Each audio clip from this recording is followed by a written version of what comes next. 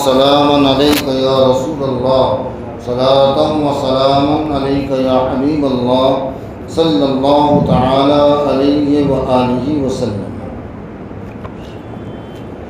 اجمالی اور اختصاراً سیرت نبوی کے مکی دور کا وہ پہلا پہلو آپ کے سامنے ذکر ہوا، اور قرآن کو مدون کرنے کا ذکر بھی آپ کے سامنے پیش کیا گیا۔ یقینی طور پر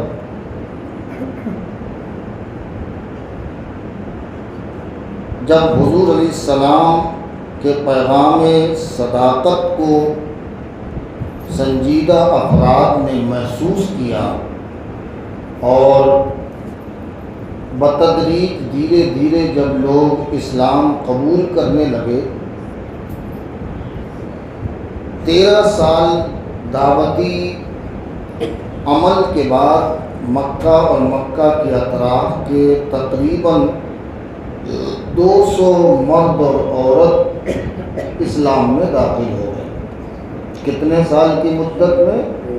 13 سال۔ اب جب مدنی دور آئے گا تو میں آپ کو بتاؤں، 13 سال میں 200 مرد و عورت مسلمان ہوئے، اور یہ اقلیت میں تھے۔ مکے میں یہ 200 مسلمان اقلیت میں تھے، منیمم آبادی میں تھے۔ جس طرح ہندوستان میں تقریباً 1 ارب 30 کروڑ کی آبادی میں بتایا جاتا ہے کہ 30 کروڑ آپ ہیں، یعنی آپ اقلیت میں ہیں، منیمم آبادی آپ کی ہے۔ ایسے ہی مکے میں یہ مسلمان اقلیت میں تھے۔ سب سے کم آبادی کس کی تھی؟ مسلمانوں کی تھی۔ اور یہ کتنی تعداد تھی؟ 200۔ کتنی تعداد تھی؟ 200 لوگوں کی۔ اور یہ کتنے سال کی مدت کا نتیجہ تھا؟ 13 سال مکمل محنت اور قد و کاوش اور صحیح پیغام کے بعد اتنے لوگ مسلمان ہوئے۔ اب ظاہر ہے کہ مکہ کی جو سرداری تھی وہ قبیلہ قریش کے ہاتھ میں تھی۔ قریش قبیلے کے ہاتھ میں مکے کی سرداری تھی۔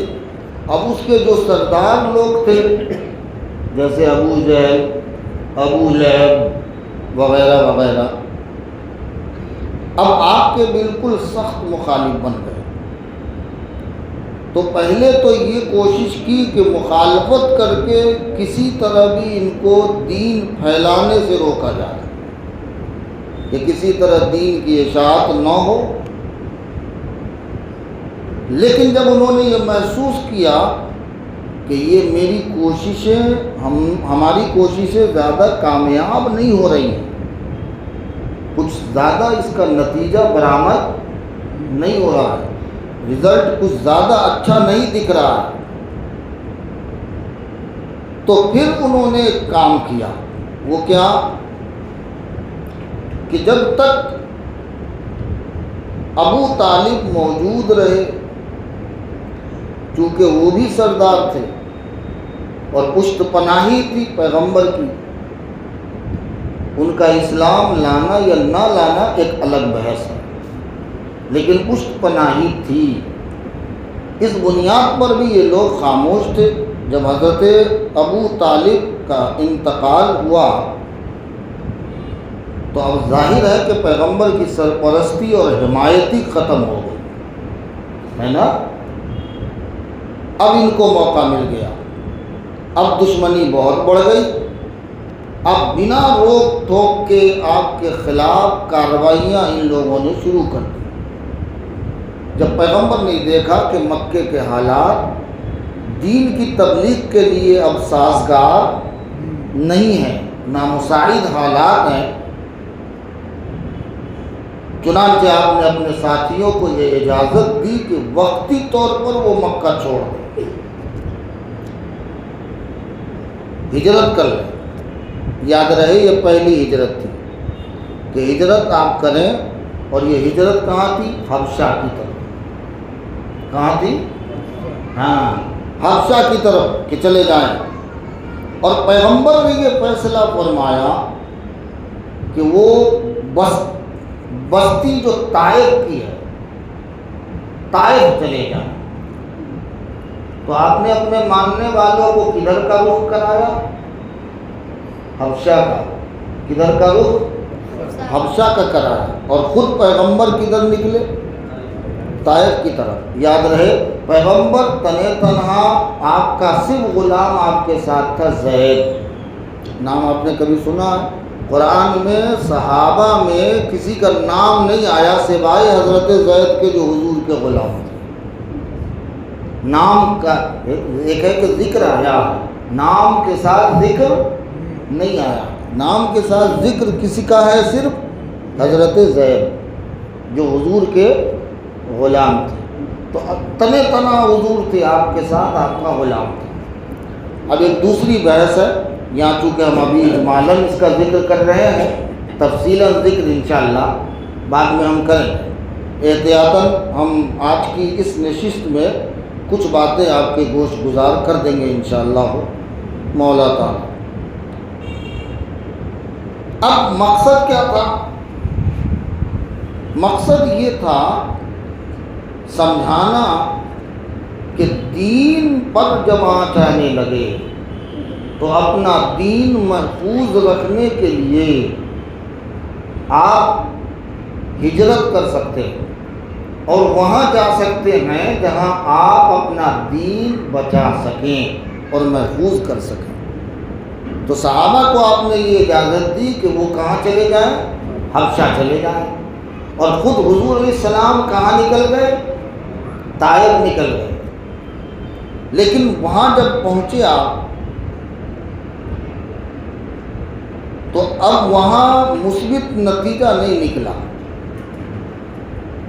طائف میں مسئلہ یہ ہوا کہ وہاں کے جو سردار تھے وہ مکہ ہی والوں کی طرح آپ کے مخالف ہو گئے، نہایت ہی برا سلوک کیا، اتنا برا سلوک کیا کہ جب آپ طائف کا ذکر پڑھیں گے نا تفصیلاً تو آپ کے آنسو نہیں رک سکیں گے۔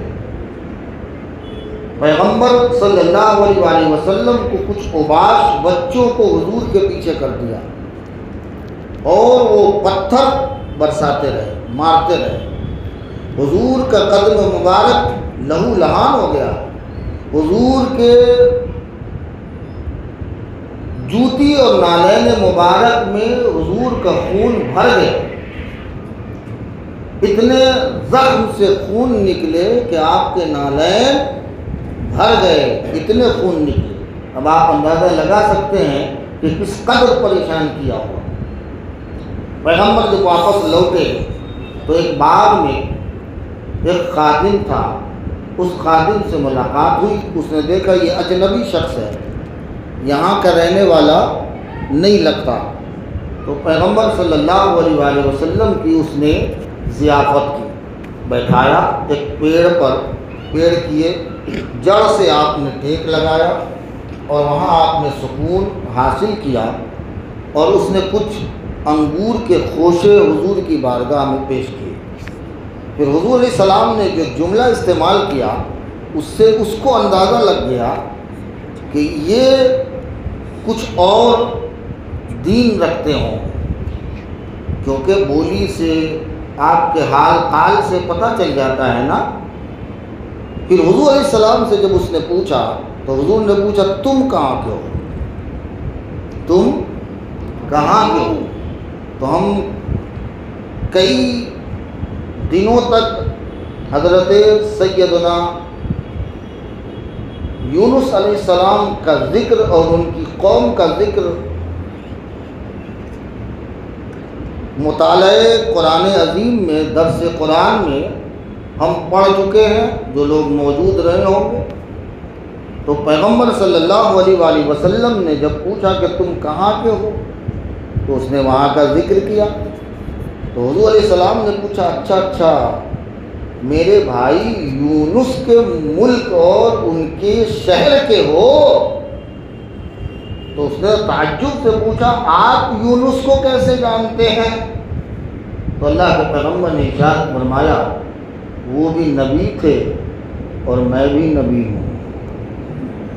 وہ بھی نبی تھے اور میں بھی نبی ہوں. اس لیے نبی کو نہیں جانے گا تو کون جانے گا؟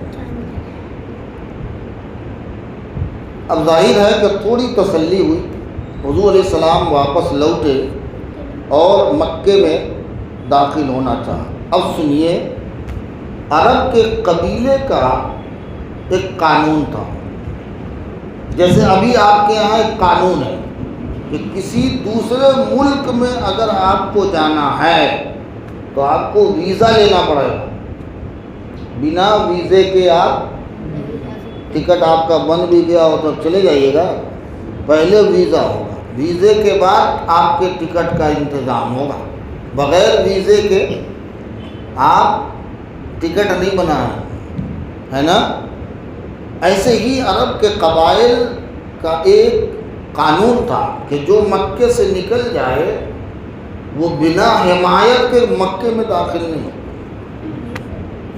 کسی کی حمایت ہوگی تو ہی مکے میں داخل ہو سکتے ہو، ورنہ شہر میں آپ داخل نہیں ہو سکتے. پیغمبر صلی اللہ علیہ وآلہ وسلم نے اب ضرورت تھی کہ کسی سردار کی حمایت لیا جائے اور حمایت سے مکے میں داخل ہو جائے، ورنہ آپ سرحد سے باہر تو رہیں گے، آپ سرحد کے اندر نہیں آ سکتے. تو آپ اپنے غلام زید کو آپ نے کہا جو مشرک تھا، مطعم بن عدی، اور وہ سردار تھا ایک قبیلے کا، پیغام بھیجا اور یہ کہلوایا کہ تم اپنی حمایت لے لو تاکہ میں مکے میں قیام کر سکوں، داخل ہو سکوں. اب قبائلی نظام کے تحت چونکہ ایسا کرنا ضروری تھا تو اس نے اپنے بیٹوں کو بھیجا اور کہا جاؤ میری حمایت ہے، محمد کو سرحد سے مکے میں شہر میں داخل کر. اللہ کے پیغمبر صلی اللہ علیہ وآلہ وسلم داخل تو ہو گئے، مگر مکہ شہر کے حالات اب مخالفت میں اور زیادہ تیزی ہو گئی، اور اتنی تیزی ہو گئی کہ مجبور ہو گئے پیغمبر کہ وہ مدینے کی طرف پھر ہجرت کر سکے. تو اب مدینے کی طرف جو ہجرت کی گئی، یہ ہجرت پہلی تھی کہ دوسری؟ آپ بتائیں. وہ یہ دوسری ہجرت تھی. پہلی ہجرت تو مسلمانوں نے جو کی وہ ہجرت تھی حبشہ کی، اور دوسری ہجرت مدینے کی. تو ایسے ہی مدینے سے پہلے پیغمبر نے جو ہجرت کی وہ ہجرت کہاں کی تھی؟ طائف کی تھی. اور طائف سے آپ نے مطعم بن عدی جو کفار قریش کے قبیلے کا ایک سردار تھا، اس کی حمایت سے آپ مکے میں داخل ہوئے. مگر حالات اتنے کشیدہ ہو گئے، مخالفت اتنی بڑھ گئی کہ آپ علیہ الصلاۃ والسلام زیادہ دن اس کے بعد مکے میں نہیں رہ سکے. پھر جب اتنی شدید مخالفت ہوئی اور حکم رب بھی آ گیا، حکم رب بھی آ گیا. یاد رہے دو چیزیں، جو لوگ درس قرآن میں شامل تھے وہ سن چکے ہوں گے کہ جب عذاب الہی کے آثار نمایاں ہوئے حضرت یونس علیہ السلام کی قوم، تو اللہ کے پیغمبر حضرت یونس علیہ السلام نے قوم کو آگاہ کیا، متنبہ کیا کہ ہوشیار ہو جاؤ، اللہ کا عذاب آئے گا. تو اب صبح آنے والی تھی عذاب. حضرت یونس علیہ السلام اپنے کنبے اور قبیلے کو لے کر رات ہی میں روانہ ہو گئے۔ ادھر قوم نے جب دیکھا، معلوم کیا کہ یونس ہے کہ نہیں، کہا نہیں ہے، اس کا مطلب عذاب آئے گا۔ تو قوم نے کیا کیا؟ پوری نسل کو لے کر پہاڑ کی طرف، بیابان کی طرف نکل گئی پوری قوم، اور سب نے رو رو کر اللہ کی بارگاہ میں دعائیں کی۔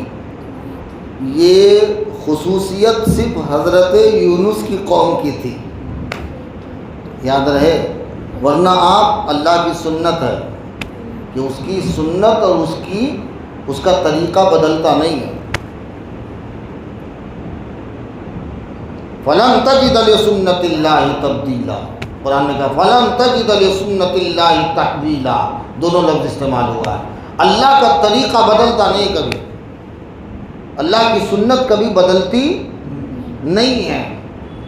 یہ خصوصیت حضرت یونس علیہ السلام اور ان کی قوم کی کہ جب عذاب الہی کے آثار نمایاں ہو جائیں تو عذاب سے کوئی بچتا نہیں ہے، لیکن اللہ تعالیٰ کا خاص کرم ہو گیا ان پر کہ یہ عذاب سے بچ گئے، یہ عذاب سے بچ گئے۔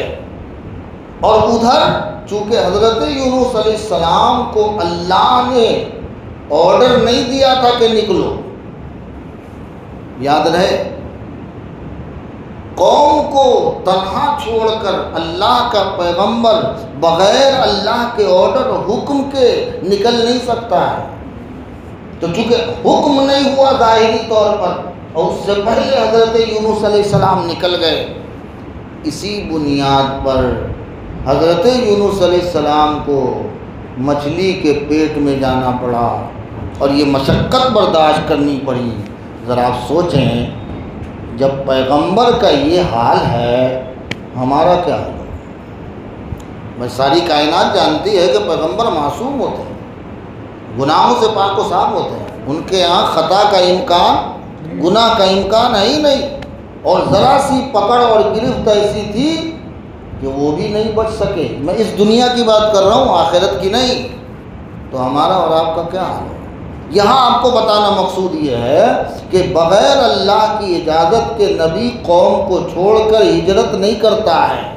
اتنی مشقتوں کو برداشت کرتے ہوئے 13 سال گزر گئے، پیغمبر نے مکمل طور پر ہجرت نہیں کی۔ اب جب حالات ایسے بنے اور حکم خدا بھی ہو گیا کہ پیغمبر اب ہجرت کر لو، تو اللہ کے رسول صلی اللہ علیہ وآلہ وسلم نے اپنی بعثت کے 13ویں سال میں آپ نے ہجرت فرمائی، اور آپ ہجرت کر کے جو وہ آپ کو میں نے ہجرت کے اس حصے کو بیان کیا تھا، کون سی؟ ام معبد کی بکری کا، یہ ہجرت کا حصہ ہے نا، اس راستے میں یہ مسئلہ ہوا تھا نا، تو یہ ہجرت کا یہ واقعہ ہوا۔ انشاءاللہ ہم اس مکی دور کے اس اجمالاً بیان کے بعد اب ہجرت کے ذکر کو اور ہجرت کے بعد کے ذکر کو انشاءاللہ آپ سے کل شاید وقت ملے نہ ملے، کیونکہ دیگر علماء آئیں گے، تو پرسوں سے انشاءاللہ اس کا ذکر ہم کریں گے۔ اب رہی ربیع الاول شریف کی وہ شبیں، تو وہ شب جب آئیں گی تو ہم یہ تمام چیزیں جو آپ کو اجمالاً اور اختصاراً بتا رہے ہیں، تفصیلاً تھوڑا لمبا ٹائم لے کر ہم انشاءاللہ ربیع النور کی چاند کے بعد انشاءاللہ اس کا ذکر کریں گے۔ اللہ سے دعا